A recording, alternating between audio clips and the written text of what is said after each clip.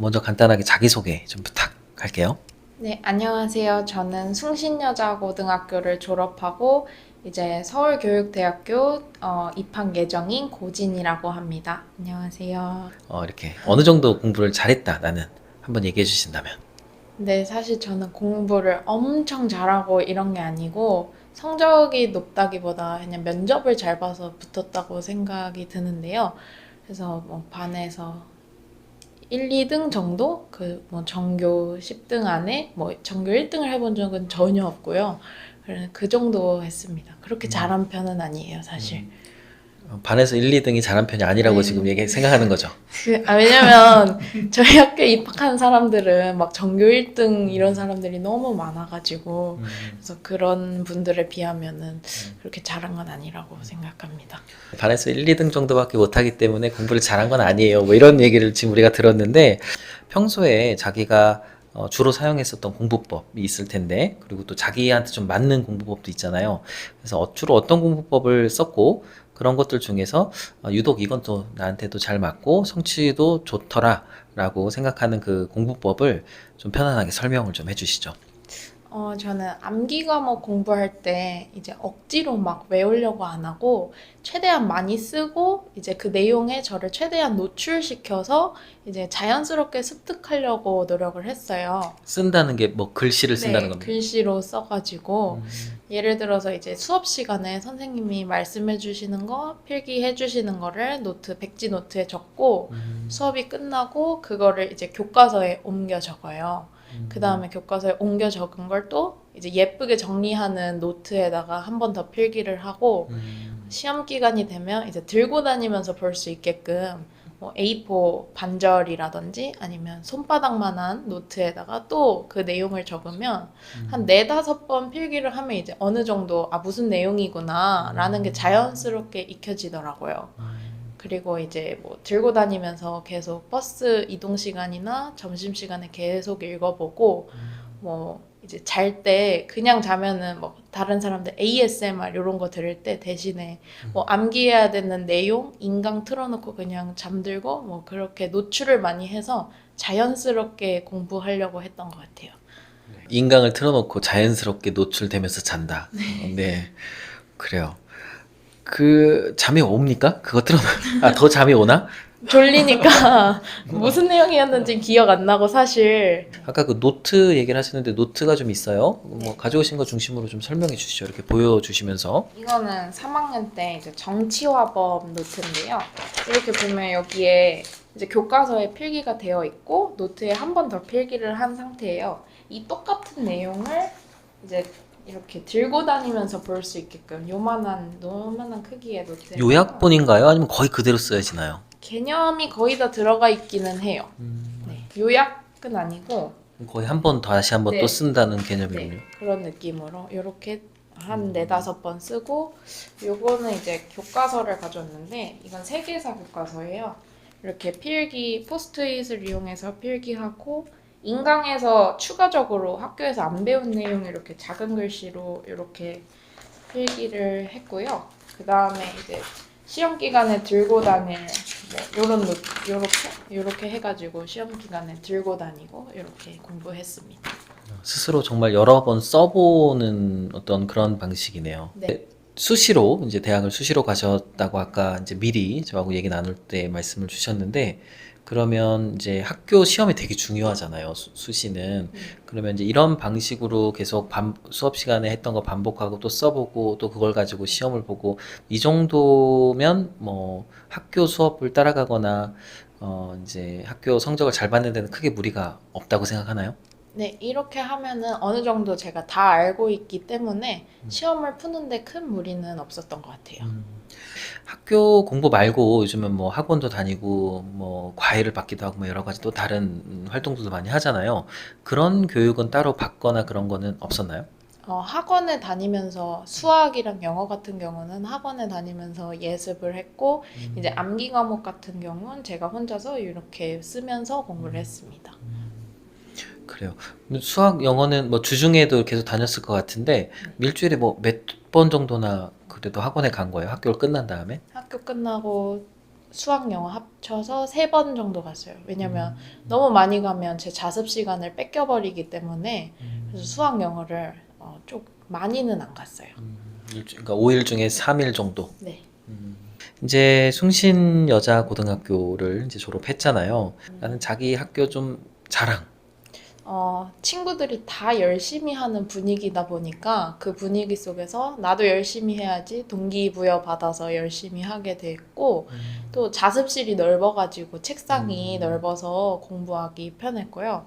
그리고 이제 다른 학교에 비해서 이제 나무랑 꽃이 되게 많이 심어져 있어요. 그렇게 잘 해놓으셔서 뭐 공부하다가 머리 아프면 산책하고 기분 전환하고 이런 게 좋았던 것 같아요. 분위기가 되게 좋다. 그러면은 뭐 주변에서 혹시 공부를 열심히 해야지라는 어떤 후배가 있다면 흔쾌히 우리 고등학교 와라고 이렇게 추천해 줄만 하겠네요. 네, 맞아요. 공부를 열심히 할 마음이 있다면 숭신여고에 오는 것도 나쁘지 않는 것 같아요. 예전에 이런저런 경험들 우리가 많이 하잖아요. 어린 혹은 예전에 했었던 경험 중에서 지금 돌이켜 보니까 이게 학업에 도움이 됐다라는 게 혹시 있다면. 주말마다 부모님이 이제 과학관이나 뭐 박물관이나 뭐 이런 데를 많이 데려가셨어요. 그래서 지금도 제일 좋아하는 게 국립중앙박물관을 되게 좋아하거든요. 그래서 그런데 가다 보니까 자연스럽게 역사나 과학에 관심이 생기고 그래서 좋아하는 과목이 생기고 이러니까 공부를 열심히 할 수 있었던 것 같아요. 뭐 어느 정도 시기까지 그렇게 부모님이랑 주말에 적극적으로 많이 다니셨어요? 한 중학교 2학년, 3학년 때까지 고등학교 올라오기 전까지 계속 그렇게 다녔어요. 뭐 한 달에 이제 주말이 4번 있다 그러면 뭐 대충 몇 번이나 그렇게. 주말 이틀이면 일주일에 한 번 정도? 뭐 너무 힘들다 그러면 그 주 빼고 그랬는데 거의 매주 그냥 돌아다녔던 것 같아요. 그런 과학관, 박물관, 무슨 뭐 전시관 이런 데들을. 네. 그러면은 그렇게 아주 어렸을 때부터, 그럼 초등학교보다 막 되게 어렸을 때부터 한 중학교 3학년 이때까지 매주 주말마다 거의 이제 그런 좀 그래도 학업과 관련된 장소들이잖아요. 그런 데를 다닌 게 지나고 보니까 많은 도움이 된다. 네, 맞아요. 좋습니다. 혹시 뭐 그거 말고 뭐 또 얘기할 만한 게 혹시 있을까요? 그리고 제가 좋아하는 과목을 찾은 거, 제가 영어랑 역사를 좋아했는데, 영어는 이제 놀이식으로 듣고 말하기 위주로 영어를 배웠어요. 그러니까 재밌어가지고, 언제? 초등학교 때 이제 영어 학원을 갔는데, 초등학교 저학년 때? 6학년 때요. 6학년 때? 네, 영어 학원을 갔는데, 네네. 그냥 듣고 말하기만 계속 시키는 거예요. 근데 너무 재밌어서 영어를 그렇게 하게 됐고, 또 초등학교 고학년 때 학교에서 선생님이 역사 애니메이션을 보여주셨는데, 그게 재밌어서 계속 찾아보게 되니까 또 흥미가 가서 그 과목을 좋아하게 됐어요. 그러니까 처음에 이제 어렸을 때는 뭘 이렇게 어렵게 배운 게 아니라 어떤 그걸 좀 신기하고 재미있게 이렇게 접근한 게 나중에 공부할 때까지도 이렇게 흥미를 이끌어 갔나 보네요. 네, 맞아요. 자, 혹시 지금 이제 살고 있는 동네가 있을 텐데 어느 동네 사는지 우리 동네가 내가 그래도 공부 이렇게 하는 데 있어서 좋은 점이 이런 게 있어요 라는 이야기를 해주면 좋아요. 그래서 이 동네에서 공부하기 좋을 만한 좋은 장점, 동네 자랑 뭐 이런 거겠죠? 저는 성남시 중원구 금강동에 살고 있고요. 금강동. 네, 여기 근처에 학교들이 많아서 스터디 카페라든지 그리고 또 수정 도서관도 있고 중원 어린이 도서관도 있고 위에 해오름 도서관도 있고 이렇게 도서관이랑 스터디 카페, 독서실 이런 게 많아서 공부할 수 있는 환경이 충분히 갖춰졌다고 생각하고 또 뭐 황송공원이라든지 희망대공원이라든지 이런 공원이 근처에 있어서 머리 식힐 겸 뭐 산책할 수도 있어서 그게 되게 좋은 것 같아요. 네, 저는 모란곡에 있는 학원에 다녔는데 네네. 모란곡에 학원이 아마 그것밖에 없어서 뭐 무슨 과목 학원이에요? 수학, 영어 하는 학원. 같이 하는 거고. 네네. 뭐 괜찮았어요? 네, 되게 많이 도움을 받았어요. 그래요? 그 영어랑 수학적인 부분에서 되게 많이 도움 받았어요. 그러니까 한 학원에서 영어랑 수학을 같이 가르치는 데고 아까 어디라고요? 모란곡에 있어요. 모란곡에 있고 이 정도 정보만 알면은 그 동네 사람들은 다 알 수밖에 없나요? 네, 맞아요. 공부는 해야 되는데 공부는 되게 하기 싫을 때 어떤 방법 써요? 그러면 이제 친구들이랑 공원에 가서 잠깐 자전거 타거나 산책하고 오거나, 시간적으로 그게 안 될 땐 한 10분에서 15분 정도 쪽잠을 자서 에너지를 보충해서 개운한 마음으로 다시 공부를 한다거나, 아니면은, 노래를 하나 들어요. 이것만 듣고 기분 전환하고 다시 공부 시작해야지 하고 노래 한 곡 듣고 다시 공부 시작했어요. 그래요. 그러니까 잠깐 멈췄다가 이제 뭔가 기분 전환하고 다시 공부한다는 건데 그게 다시 끊고 공부로 돌아오기가 이게 만만치가 않단 말이에요. 그러니까 자전거를 타면 10분만 타야 되는데 영원히 네, 친구를 만나면 잠깐 산책을 해야 되는데 이제 갑자기 막 노래방도 가고 막 이렇게 하면서 이게 잘 안 되잖아요. 노래 한 곡만 듣기도 어렵고 그게 쉽지 않은데 보통 친구들은 그렇게 했다 다시 확 공부로 돌아올 수 있는 뭐 나름의 노하우 같은 게 있는 거예요? 저도 근데 못 돌아올 때도 되게 많았어요. 못 못 돌아오면은 그냥 어쩔 수 없다. 오늘 하루 쉬어버리자. 뭐 이런 경우도 많아서. 그래서 원래는 제가 좋아하는 영상을 한 10분에서 15분 정도 보는 것도 했었는데 영상을 보기 시작하면 정말 못 멈추더라고요. 그래서 영상을 보는 건 좀 비추천하고 그냥 노래 한 곡만 딱 듣고 하는 게 제일 돌아가기 쉬운 것 같아요. 자기만의 어떤 돌아올 수 있는 방법을 찾는 게 또 관건이거든요. 사람마다 좀 다를 수 있잖아요. 그죠? 네, 맞아요. 음악 듣고 못 돌아오는 친구도 아마 있을 것 같으니까. 수시로 지금 이제 서울교육대학교에 합격을 했고, 그 수시로 합격한 나름의 뭐 노하우나 뭐 방법, 이유가 면접을 잘 봐서 그런 것 같아요. 라고 저한테 답을 그 이야기를 했잖아요. 그러면 그 얘기를 좀 해주실래요? 왜, 어떻게 면접을 받고, 왜 그 면접을 그렇게 본 게 실제로 합격의 결정적인 그 이유가 됐다고 느끼고 있는지. 우선 서울교육대학교는 재시문 면접이어서 이제 주어지는 재시문을 그 자리에서 풀고 이제 답변을 하는 그런 형식의 면접이거든요. 그래서 교육 시사나 이슈에 대해서 많이 알고 있으면 좋은 도움이 될 거예요. 그래서 전 공부하다가 정말 하기 싫을 때, 정말 하기 싫은데 뭔가는 해야 할 때, 그럼 그냥 교육 이슈 쳐봐서 1년 전부터 그렇게 시간을 보냈고요. 그리고 제가 원래 서울교육대학교가 아마 10분이 주어졌는데 그 10분 동안 혼자 발표를 하는 거예요. 혼자? 1인 면접이에요? 네네. 혼자 발표를 그 10분에 채워야 되는데 연습할 때는 한 5분 정도밖에 못 채웠어요. 근데 그날은 왠진 모르겠는데 그 면접 당일날은 8분 몇 초를 채워가지고 길게 또 답변했던 게 좋게 작용하지 않았나 이렇게 생각이 들어요. 교대나 뭐 사범대나 이렇게 가고 싶은 친구가 있다면, 특히 수시로 가려고 준비를 한다면 교육 관련된 이슈에 좀 임박해서는 최소한 가서 관심을 갖고 정보를 좀 찾아보고 할 필요가 있겠네요. 네, 맞아요. 그게 굉장히 큰 도움이 됐고. 네.